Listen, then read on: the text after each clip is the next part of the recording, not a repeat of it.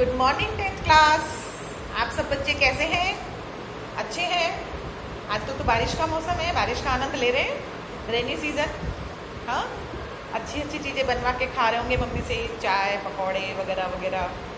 मज़ा आ रहा है घर में रहने में, या स्कूल की याद आ रही है? अपने क्लासरूम की, अपने क्लासमेट्स की याद तो आती है। मिस तो कर रहे होंगे आप लोग, और हमको भी मिस कर रहे हैं क्या? नहीं कर रहे हैं। टीचर्स को भी मिस करते हैं बच्चे, है ना? और हम भी बच्चों को बहुत मिस करते हैं। ठीक है, चलिए अब पढ़ाई शुरू करते हैं। चैप्टर 6 निकाल लीजिए सब बच्चे, अपनी बुक्स लेके बैठे। आज मैं चैप्टर 6 की एक्सरसाइज करवाऊंगी आप लोगों से। ठीक है,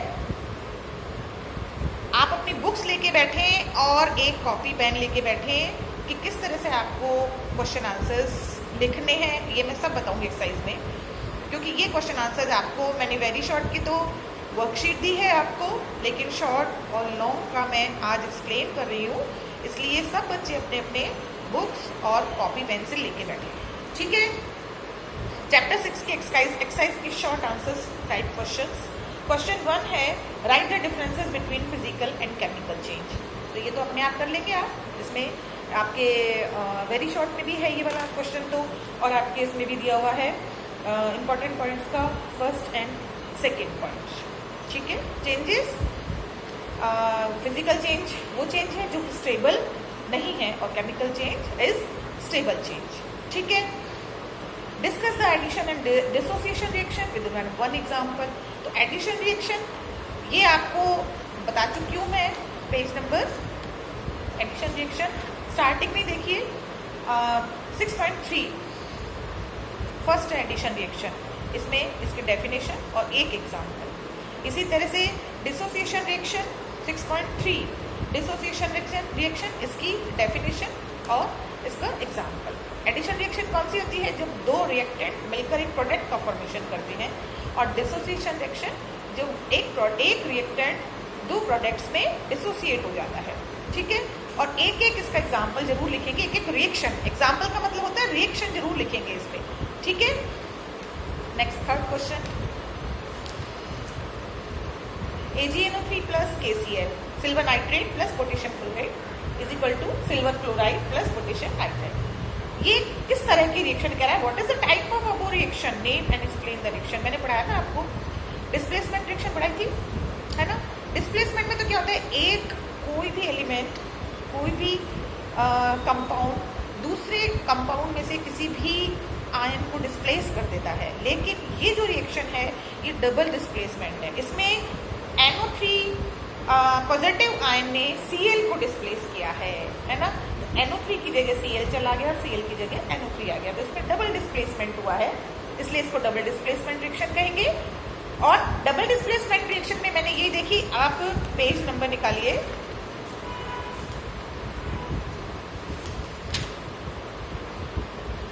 ये रहा डिस्प्लेसमेंट रिएक्शन है, डबल डिस्प्लेसमेंट। पेज नंबर 77 में देखिए, ये जैसे यहाँ दिखा रखा है CuSO4 प्लस NaOH, CuOH का ट्वाइस प्लस Na2SO4। इसमें देखिए इधर से एरो इधर लग रहा है, इधर से एरो इधर लग रहा है, मतलब सल्फेट आयन ने कॉपर सल्फेट को डिस्प्लेस किया है ना? इस जगह तो आ गया सल्फेट आयन, और इधर आ गया अपना हाइड्रोक्साइड आयन OH नेगेटिव। ठीक है, तो इसने इसको डिस्प्लेस किया, इसने इसको डिस्प्लेस किया, इस तरह से ये डबल डिस्प्लेसमेंट रिएक्शन। तो इसी में से देख के लिख देना थोड़ा सा इसमें कि कौन सी रिएक्शन है, किस तरह से डिस्प्लेस किया है। ठीक है, नेक्स्ट है explain the oxidation and reduction on the basis of exchange of electrons. ये है अपना ऑक्सीडेशन रिडक्शन में ऑन द बेसिस ऑफ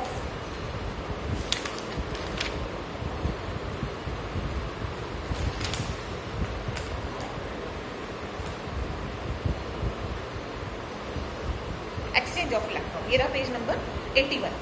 ठीक है, oxidation reduction on the basis of exchange of electron. Oxidation ये दे रखा, इसमें एक एग्जांपल लिख देना बस, Na पॉजिटिव इलेक्ट्रॉन निकल गया इसमें से, और नीचे वाले में Cl, इसमें एक इलेक्ट्रॉन ऐड हो गया। ठीक है, इसमें इलेक्ट्रॉन निकला है, इसमें इलेक्ट्रॉन ऐड हुआ है। ऑक्सीडेशन में इलेक्ट्रॉन लॉस होता है और इसमें ऐड होता है रिडक्शन में। ठीक है, ये वाला लिख देना इसमें। Next, discuss the types of catalyst. तो टाइप्स ऑफ कैटलिस्ट में मैंने शॉर्ट में आपको सारे सिर्फ नेम्स लिखवाए हैं तो उसमें थोड़ा थोड़ा उनकी डेफिनेशंस लिख देना, ठीक है। शॉर्ट क्वेश्चन में, वेरी शॉर्ट में करवा चुकी हूँ मैं ये वाला, और उसमें बिल्कुल मैंने सिर्फ नेम्स लिखवाए थे, और उसमें क्या है आपको थोड़ा थोड़ा एक एक उसकी डेफिनेशंस लिखनी पड़ेगी, ठीक है। अब है explain the different types of dissociation reaction. Dissociation reaction जो होती है जिसमें कि एक प्रोडक्ट दो या दो से ज़्यादा एक रिएक्टेंट दो या दो से ज़्यादा प्रोडक्ट्स में डिसोसिएट हो जाता है। ये 3 तरह की होती हैं, thermal dissociation, photolytic dissociation and electrolytic dissociation. Thermal dissociation और फोटोलिटिक डिसोसिएशन। पेज नंबर 78 निकालिए, इस पे तीनों तरह की लिख रखी है। तीनों में एक एक एग्जाम्पल लिख देना और इनकी डेफिनेशन लिख देना, ठीक है। समझ में आया ना? तीनों की डेफिनेशन और तीनों के एक एक एग्जाम्पल। उसके बाद है अपना कि explain how some amount of ethyl alcohol is mixed in chloroform. Ethyl alcohol chloroform में मिक्स क्यों किया जाता है? क्योंकि क्लोरोफॉर्म जो है ना वो इजीली गेट्स ऑक्सीडाइज्ड। अगर उसको खुला छोड़ देते हैं तो ऑक्सीजन के साथ रिएक्शन करके वो ऑक्सीडाइज हो जाता है और एक पॉइजनस गैस फॉस्जीन बनाता है। लिख लीजिए आप, chloroform easily gets oxidised and form the poisonous gas phosgene, PHOSGENE, phosgene. To prevent this reaction we mixed some amount of ethyl alcohol in chloroform. आया समझ में? उसमें इथाइल अल्कोहल मिला दी जाती है तो ऑक्सीडाइज नहीं होता है और पॉइजनस गैस नहीं बनती है, ठीक है। Next, the aqueous solution of salt formed from weak and strong base is basic. अगर वीक एसिड और स्ट्रॉन्ग बेस को रिएक्ट कराया जाए तो हमको पता है एसिड और बेस की रिएक्शन होके तो सॉल्ट और वाटर बनता ही है, बताया था मैंने आपको। तो अगर वीक एसिड है, स्ट्रॉन्ग बेस है, तो जो सॉल्यूशन सॉल्ट बनेगा वो बेसिक बनेगा। क्यों बनेगा वो? उसमें क्या होता है कि व्हेन द सॉल्ट डिसोसिएट, जब सॉल्ट डिसोसिएट होता है तो conjugate base of the weak acid will accept a hydrogen, और हाइड्रोजन वाटर से हाइड्रोजन लेके और वो OH नेगेटिव आयन बनाता है। वाटर से हाइड्रोजन एक्सेप्ट करके OH नेगेटिव आयन बनाता है, और OH नेगेटिव आयन अगर होता है तो वो सॉल्यूशन हमेशा बेसिक होगा। मैंने पहले भी समझाया है आपको कि अगर H पॉजिटिव आयन ज़्यादा है किसी भी सॉल्यूशन में तो वो सॉल्यूशन एसिडिक होगा, और जो सॉल्यूशन OH नेगेटिव आयन ज़्यादा है वो सॉल्यूशन बेसिक होगा।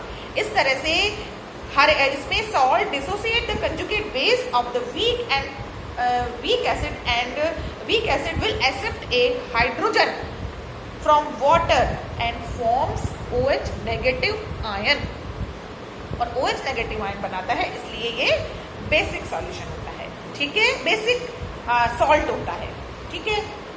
अब नेक्स्ट है, are these reactions possible? Answer with reason.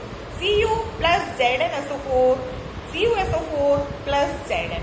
देखिए Cu जो होता है वो Zn से लेस रिएक्टिव होता है। देखिए मैं आपको एक बताती हूँ, जो लेस रिएक्टिव होता है वो कभी भी मोर रिएक्टिव को डिस्प्लेस नहीं कर सकता। ये आपकी 77 पेज निकालिए, इसमें टेबल दे रखी activity series of some elements. इसमें देखिए potassium, sodium, calcium, magnesium, zinc, ferrous और lead, hydrogen, copper, mercury, silver and gold, ये सारे एलिमेंट्स दे रखे हैं। इनमें सबसे कम एक्टिविटी जो है गोल्ड की है, और ऊपर चलते जाते हैं तो ये एक्टिविटी बढ़ती जाती है, नीचे आते हैं तो एक्टिविटी कम होती जाती है। तो इसमें देखो जिंक और कॉपर का हमने जिक्र किया है इस वाली इक्वेशन में। कॉपर जो है, जिंक ऊपर है ना, तो इसका मतलब zinc is more reactive than copper, ठीक है। अब zinc is more reactive than copper, therefore Cu plus ZnSO4 is equal to CuSO4 plus Zn। देखिए Cu plus ZnSO4 is equal to, ये कह रहा है CuSO4 plus Zn, ये बनेगा क्या? Cu लेस रिएक्टिव है Zn से, तो ये Zn को डिस्प्लेस नहीं कर पाएगा, इसलिए ये वाली रिएक्शन पॉसिबल नहीं है, because copper is less reactive than Zn, so it does not displace zinc। और अगर ये इक्वेशन इस तरह से होती Zn plus CuSO4 is equal to, तो फिर जिंक जो है वो मोर रिएक्टिव है Cu से, तो ये फिर इसको डिस्प्लेस कर सकता था, और Cu अलग चला जाता है, Zn Cu की जगह आ जाता है। तो ये वाली इक्वेशन राइट है और ये वाली इक्वेशन रॉन्ग है। आया समझ में? ठीक है। नेक्स्ट है Fe plus CuSO4 FeSO4 plus Cu, इसमें भी सेम वही है, Fe plus CuSO4 is equal to FeSO4 plus Cu। अब बताइए कॉपर ज्यादा रिएक्टिव है या Fe ज्यादा रिएक्टिव है? वही टेबल में देखिए, उसमें Fe ज्यादा रिएक्टिव है। तो ये इक्वेशन पॉसिबल है क्योंकि Fe is more reactive than copper, therefore it displaces Cu। तो क्या बन जाएगा? FeSO4 और Cu को ये डिस्प्लेस कर देगा, इसलिए ये वाली इक्वेशन राइट है। आया समझ में? ठीक है। नेक्स्ट है recognise the oxidation reduction in the following reactions. अब देखिए ऑक्सीडेशन रिडक्शन में हमने कई सारे पॉइंट देखे, ऑक्सीजन का ऐड होना, हाइड्रोजन का निकलना, हाइड्रोजन का ऐड होना, ऑक्सीजन का निकलना।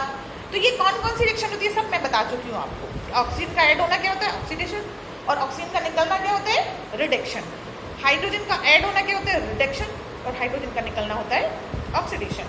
तो अब देखिए C+O2 = CO2, इसमें सिंपल है, ऑक्सीजन कार्बन के साथ ऐड हो रही है इसलिए ये ऑक्सीडेशन। लिख लीजिए इसमें CO2 ऑक्सीडेशन रिएक्शन है ये। Mg + Cl2 = MgCl2, ये रिडक्शन है क्योंकि इसमें मैंने बताया था कि नेगेटिव आयन जब ऐड होते हैं, देखिए इसमें ये रहा,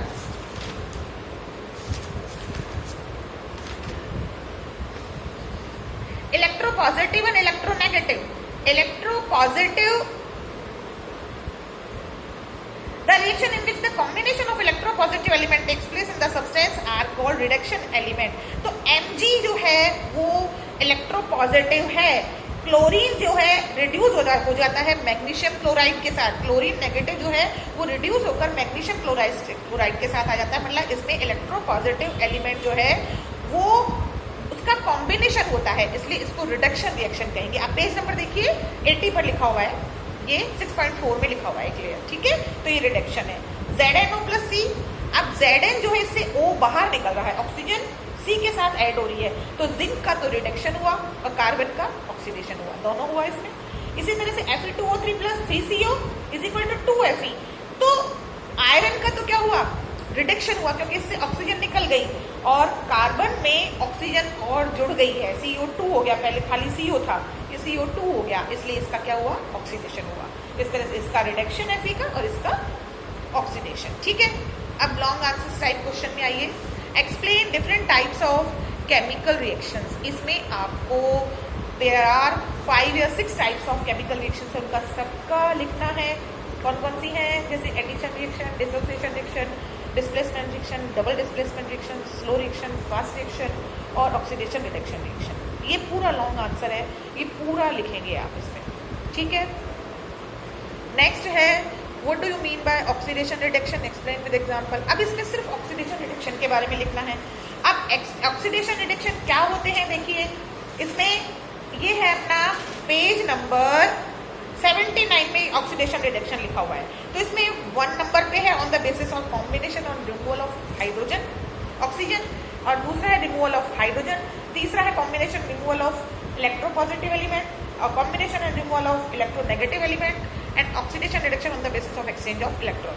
तो ये 5 हो गए पूरे, ये 5 पूरे लिख के हर एक का एक एक एग्जाम्पल दे देना, तो ये इसमें पूरा हो जाएगा, ये कंप्लीट हो जाएगा ये वाला क्वेश्चन, ठीक है। What do you understand about characteristics and types of catalyst? एक तो आपको टाइप्स ऑफ कैटलिस्ट पूरे मैंने जो अभी वेरी शॉर्ट में भी आए हैं, शॉर्ट में भी आए हैं और इसमें भी आए हैं, ठीक है। तो आप एक काम करना, इसमें जो ये शॉर्ट क्वेश्चन में कैटलिस्ट के टाइप्स है ना, इस क्वेश्चन को काट दो आप, ये मत करना, क्योंकि अपन यहाँ पूरा कर लेते हैं इस क्वेश्चन को, तो यहाँ करो चाहे वहाँ, क्योंकि वेरी शॉर्ट में हमने इसके नेम्स तो लिख ही लिए हैं। अगर शॉर्ट में आता है तो आप ऐसे टाइप क्वेश्चन में से ही जो सिर्फ डेफिनेशन है वो लिखे आएंगे, ठीक है। और इसमें मैं आपको ये पूरा बड़ा करा देती हूँ, इसमें पूरा आपको टाइप्स ऑफ कैटलिस्ट लिखने हैं सारे, कौन कौन से हैं, एंड इसकी कैरेक्टरिस्टिक्स लिखनी है। तो देखिए characteristics of catalyst last topic है आपका, इसमें 6 कैरेक्टरिस्टिक्स दे रखी है, ये सारी लिखनी है, ठीक है। Right the steps of writing chemical equation and it's characteristics. Steps of writing chemical equation, देखिए ये रहा,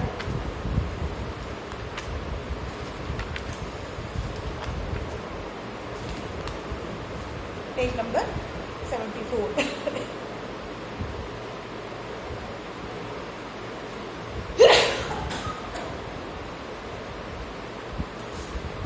देखिए ये रहे 1 2 3 4 5 6 7 8 9 10 11, ये सारे स्टेप्स लिखने पड़ेंगे आपको, क्योंकि ये सारे स्टेप्स में ही एक केमिकल रिएक्शन में सारे स्टेप्स इंक्लूड होते हैं, इसलिए ये सारे स्टेप्स लिखने पड़ेंगे। और ये कैरेक्टरिस्टिक्स लिखी हुई है, 5 कैरेक्टरिस्टिक्स लिखी हुई है, ये इनकी कैरेक्टरिस्टिक्स लिखनी है, ठीक है। लिमिटेशंस शायद में पूछा नहीं है, पर फिर भी आपको याद तो करनी है लिमिटेशंस, ठीक है। अब है differentiate the following, reversible irreversible, इनको बीच में लाइन खींच के इधर रिवर्सिबल की डेफिनेशन, इधर इरिवर्सिबल की। इसी तरह से कैटलिस्ट प्रमोटर, कैटलिस्ट पॉइजन, ये दोनों बता दिए मैंने आपको, लाइन खींच के बीच में इधर कैटलिस्ट प्रमोटर, इधर poison. Homogeneous and heterogeneous catalyst, इसमें बीच में लाइन खींच के इधर होमोजीनियस कैटलिस्ट, इधर heterogeneous catalyst. And oxidation and reduction, इसमें ऑक्सीडेशन इधर रिडक्शन, और दोनों में आप ज़्यादा से ज़्यादा 4-4 पॉइंट लिख देना। जो आपके 5 पॉइंट्स है ना, उनमें सिर्फ पॉइंट्स लिखने हैं आपको, उसकी कोई वो नहीं देना है, एग्जाम्पल वगैरह नहीं देने कि ऑक्सीडेशन क्या होता है, ऑक्सीजन का जुड़ना और ऑक्सीजन का निकलना, एक पॉइंट हो गया। इधर हाइड्रोजन का जुड़ना, हाइड्रोजन का निकलना, दूसरा पॉइंट हो गया। इलेक्ट्रोपॉजिटिव का जुड़ना, इलेक्ट्रोपॉजिटिव का निकलना, तीसरा पॉइंट हो गया। इस तरह से आपको इलेक्ट्रॉन पेयर का जुड़ना, निकलना, ये इस तरह से 5 पॉइंट आपको इसमें लिखने हैं कंप्लीट। तो ये आपका कंप्लीट हो गया चैप्टर, मैंने देखिए सारा बता दिया है आपको। और प्लीज़ प्लीज़ प्लीज़ जिस दिन मैं वीडियो भेजती हूँ उसी दिन काम कीजिए आप, नहीं तो आपका इतना कुछ बच्चों का तो इतना, मैंने देखिए कल 10th के बहुत सारे बच्चों के घर आपको पता है फ़ोन किए, उनमें से कितने बच्चों ने मेरे को कई बच्चे तो फ़ोन ही नहीं उठाते। मोहम्मद शेख, उसने तो फ़ोन उठाया काट दिया, फ़ोन उठाया काट दिया। प्लीज़ शेख आप इस तरह से नहीं करेंगे, आप अपना काम कंप्लीट रखेंगे। विनीत जारवाल, आपका फ़ोन नहीं मिलता है, मैं फ़ोन बार बार करती हूँ, आपका फ़ोन नहीं मिलता है, इसलिए प्लीज़ अगर आप ये वीडियो देख रहे हैं तो आप फ़ोन उठाइए, फ़ोन ठीक करवाइए अपना, और काम कर रहे हैं नहीं कर रहे हैं मुझे नहीं पता है, क्योंकि आपने एक भी काम नहीं भिजवाया। बाकी ज़्यादातर बच्चों का काम मेरे पास आ रहा है, ज़्यादातर बच्चों का। एक अनुपम भी काम नहीं भिजवा रहा है, उसने कहा है मेरे को भिजवाऊँगा, बाकी सारे बच्चों का काम मेरे पास आ रहा है। किसी ने 2 चैप्टर, किसी ने 3 चैप्टर, ज़्यादातर बच्चों ने तो 5 चैप्टर कर लिए हैं, कंप्लीट कर लिए हैं ज़्यादातर बच्चों ने। तो आप इस तरह से मेरे को भिजवाइए, ठीक है, ठीक है, ओके, बाय बाय।